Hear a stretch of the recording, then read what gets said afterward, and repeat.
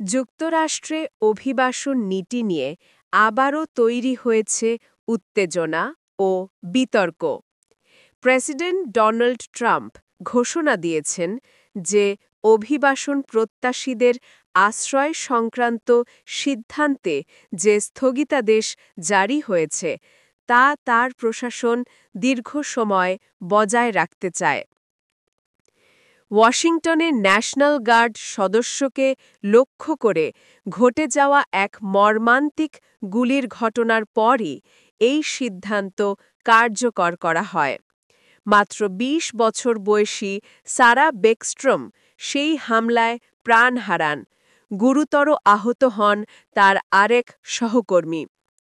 নিরাপত্তা বলয়ের ভেতর এমন ঘটনা পুরো দেশকে নাড়িয়ে দেয়, আর তারই প্রতিক্রিয়ায় স্থগিত করা হয় আশ্রয় সিদ্ধান্তের সব প্রক্রিয়া।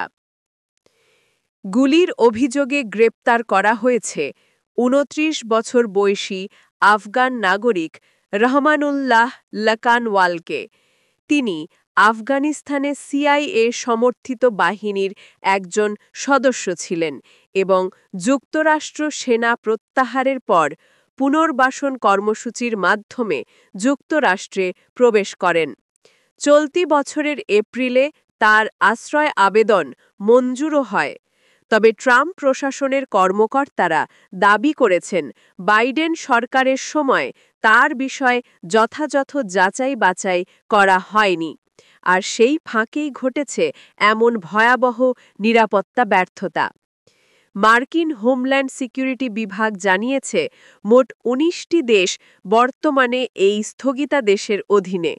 আফগানিস্তান, কিউবা, হাইতি, ইরান ও মিয়ানমার সহ দেশগুলো আগে থেকেই কঠোর ভ্রমণ নিষেধাজ্ঞার মুখে ছিল। নতুন সিদ্ধান্ত যুক্ত হওয়ার ফলে এসব দেশের হাজারো অভিবাসীর ভবিষ্যৎ এখন আরও অনিশ্চিত হয়ে পড়েছে।